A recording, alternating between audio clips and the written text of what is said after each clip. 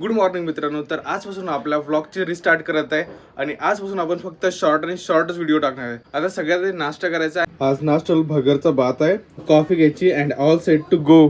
आता नाश्ता कॉफी सगळं झालंय. आता लोणारला लायब्ररीला जायचंय, 2.5 तास बसायचं आणि वापस यायचं घरी, कारण ऊन खूप जास्त तपत आहे.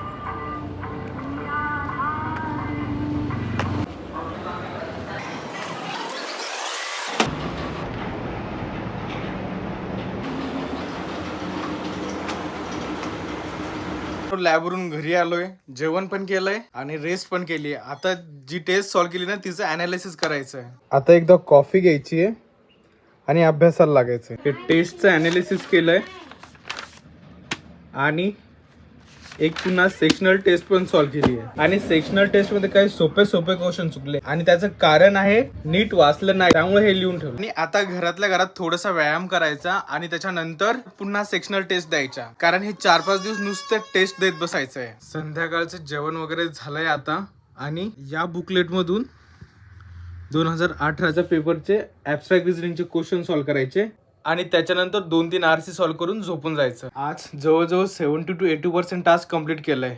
Good night.